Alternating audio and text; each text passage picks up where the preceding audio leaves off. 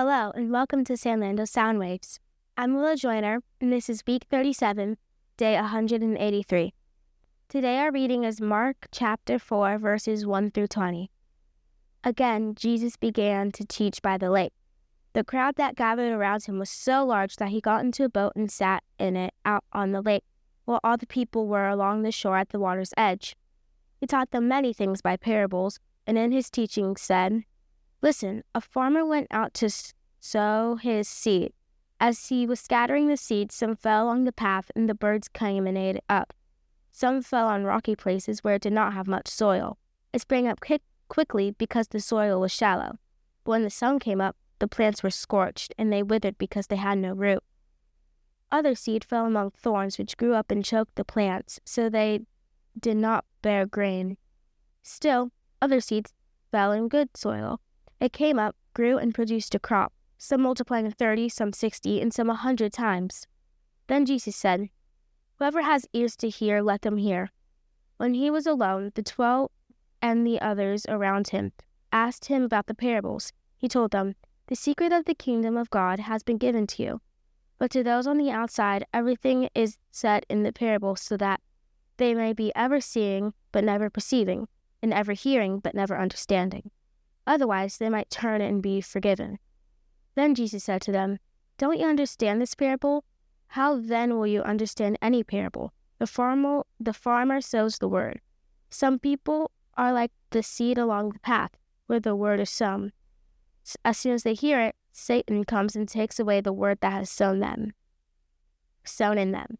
Others, like seed sown in rocky places, hear the word and at once receive it with joy.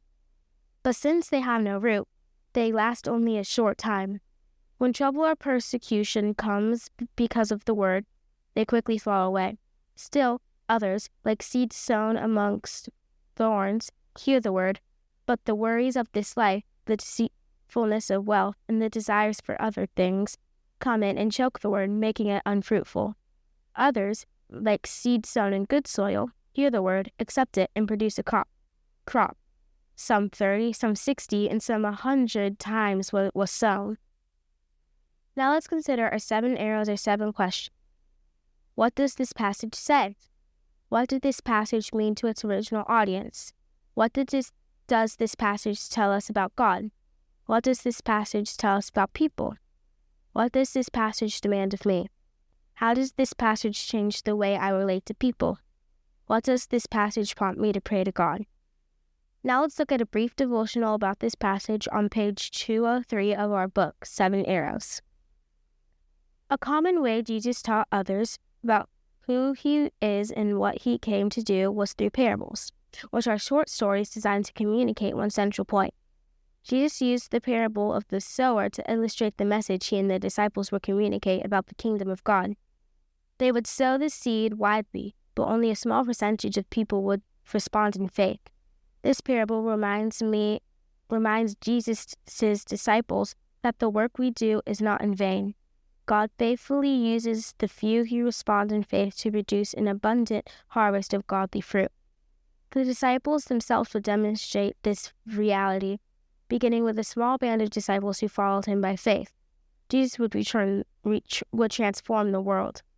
This parable provides hope for all who share the good news of Jesus with others.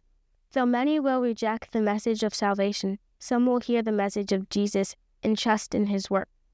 We can depend on God to bring salvation as we are faithful to scatter the seed. Thank you for joining us today. We hope you'll tune in tomorrow.